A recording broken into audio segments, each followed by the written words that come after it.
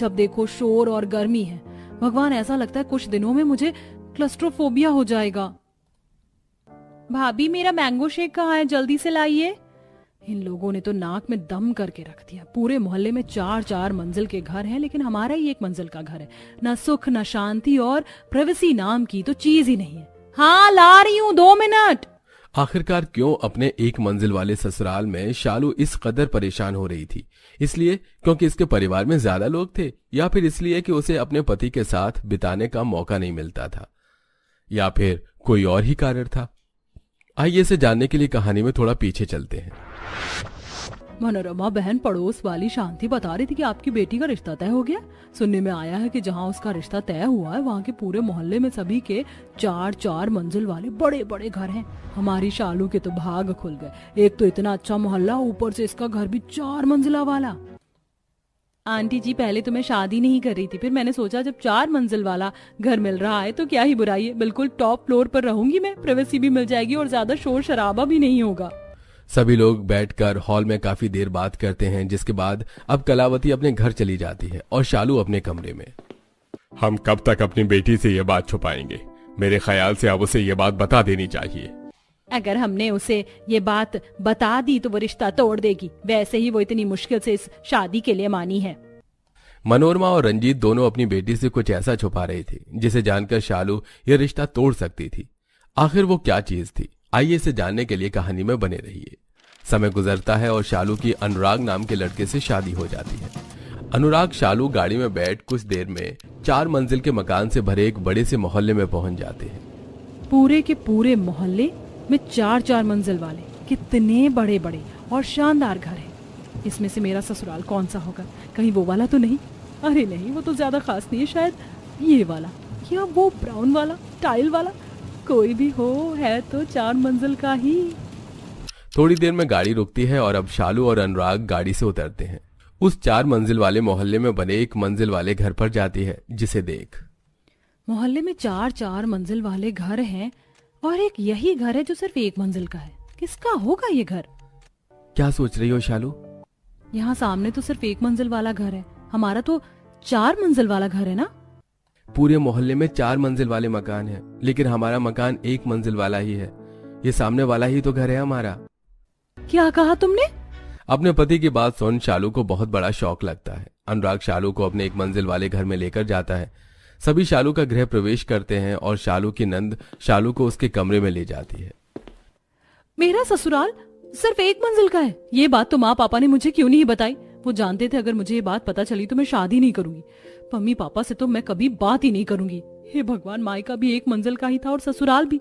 कम से कम वहां पर सिर्फ मैं और मम्मी पापा रहते थे, लेकिन यहाँ तो मेरी जॉइंट फैमिली का ससुराल है। अब इन सबके साथ 1 मंजिल वाले घर में कैसे रहूंगी? शालू इतना बोल ही रही होती है कि तभी शालू की जेठानी के दोनों बच्चे शालू के कमरे में आ जाते हैं और बेड पर कूदने लगते हैं। बच्चों, ये तुम दोनों क्या कर रहे हो? चलो उतरो बेड पर से। कोई ऐसे कूदता है क्या? चाची, आज हम आपके साथ ही सोएंगे और खेलेंगे भी। आपको कहानी आती है क्या? आप हमें कहानी सुनाना। हमने माँ को कह दिया कि हम नहीं चाची के साथ सोएंगे। हे भगवान, क्या मुसीबत है। अब ये दोनों बच्चे क्या हमारे साथ सोएंगे? जेठानी जी को भी अकल नहीं है क्या? 1 मंजिल वाले घर में लाकर पटक दिया मुझे। सब मेरी जेठानी के दोनों बच्चे मेरे साथ सोएंगे। हो गई मेरी सुहागरात। शालू हमेशा से ही 4 से 5 मंजिल वाले ससुराल चाहती थी। सारे मोहल्ले में सभी के कम से कम 4 मंजिल के मकान थे। वहीं शालू का ससुराल ही इकलौता ऐसा मकान था जो 1 मंजिल का बना हुआ था। ऊपर से शालू का परिवार भी काफी भरा पूरा था। बाप रे, कितनी ज्यादा गर्मी है इस 1 मंजिल वाले मकान में। अगर ये भी 4 मंजिल वाला मकान होता तो 4थी मंजिल पर जाकर ठंडी ठंडी हवा खाती। शालू, हमने हॉल में एसी लगा तो रखा है, तुम हॉल में क्यों नहीं आ जाती? आराम से एसी की हवा खाना बैठकर। इतने बड़े हॉल में इकलौता एसी होने की वजह से पूरा परिवार 24 घंटे एसी चलाकर उसके सामने ही बैठा रहता, जिसके चलते शालू अपने पंखे वाले कमरे में ही आकर बैठ जाती है। घर में ज्यादा लोग होने की वजह से आए दिन हमेशा किसी न किसी की बहस होती, तो कभी अनामिका के बच्चे घर में शोर मचाते फिरते। एक तो गर्मी से हालत खराब है और इन लोगों ने शोर कर करके सर में दर्द करके रख दिया है। कभी गर्मी, कभी शोर, तो कभी सबके होने की वजह से शालू अपने पति के साथ वक्त भी नहीं बिता पाती।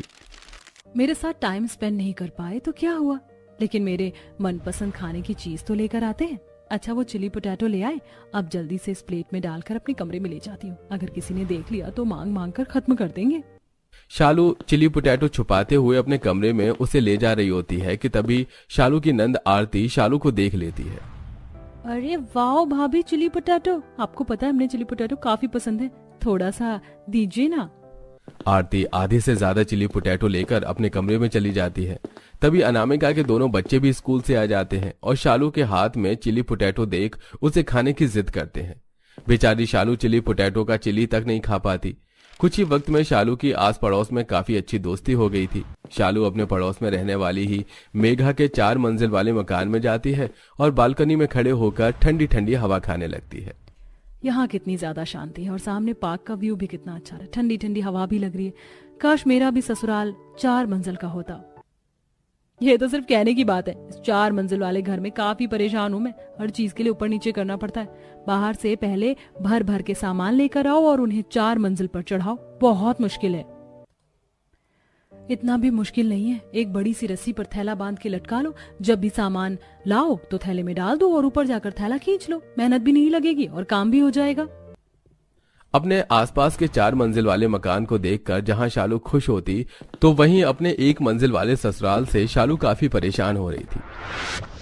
शालू अपने कमरे में आराम कर रही होती है कि तभी शालू की नंद उसे मैंगो शेक बनाने के लिए बोलती है। शालू जैसे ही मैंगो शेक बनाने के लिए किचन में जाने लगती है कि तभी उसके फोन पर बैंक की तरफ से एक मैसेज आता है, जिसे देख शालू काफी खुश हो जाती है। मुझे 2 लाख का लोन मिला, इस लोन के लिए तो मैंने कुछ महीने पहले अप्लाई किया था। चलो अच्छा हुआ, अब मैं इन पैसों से एक और मंजिल का मकान बनाऊंगी और आराम से रहूंगी, और 1 महीने बाद तो मेरी जॉब लग ही जाएगी, तो धीरे धीरे लोन के पैसे भी चुका दूंगी मैं मजे से। जब भी मकान के लिए बोलती थी तो उनके पास पैसे नहीं होते थे, अब तो मैं आराम से मकान बनवा सकती हूँ। शालू उन लोन के पैसों से जल्दी अपने 1 मंजिल वाले ससुराल को 2 मंजिल वाले घर में बदल देती है और अब आराम से ऊपर वाले मंजिल पर रहती है।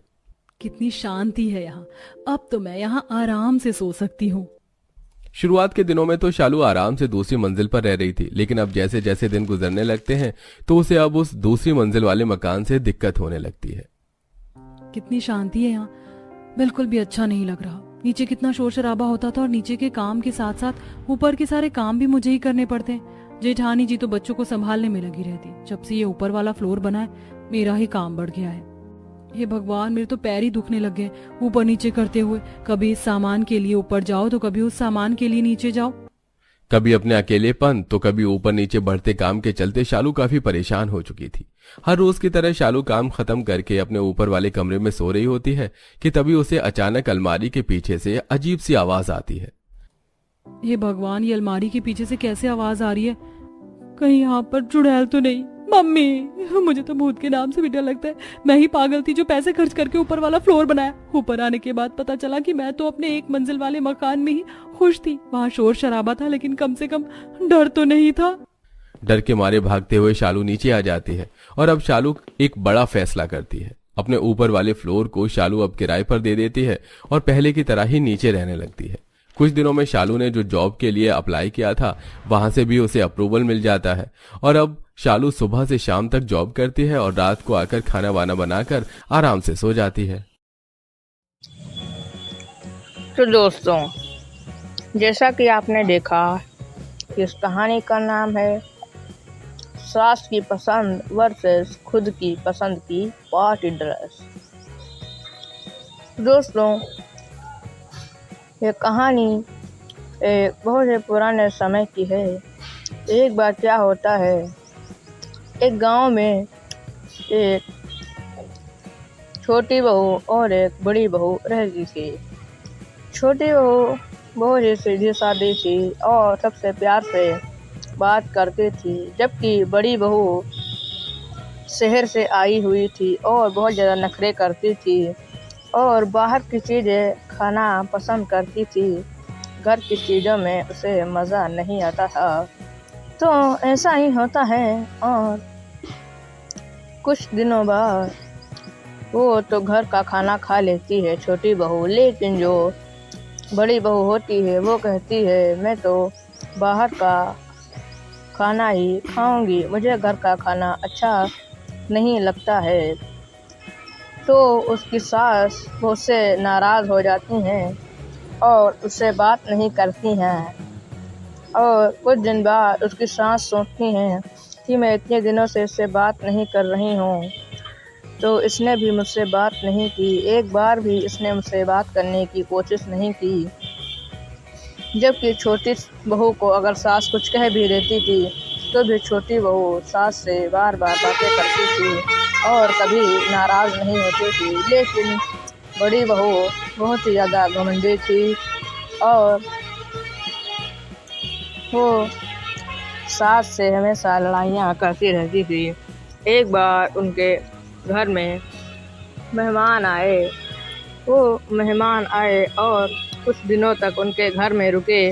1, 2, 3 दिन तक उनके घर में रुके। उनके घर में रुकने के बाद उन्हें भी ये पता चला कि छोटी बहू जो है वो बहुत ज़्यादा संस्कारी है और बहुत ही ज़्यादा अच्छी है।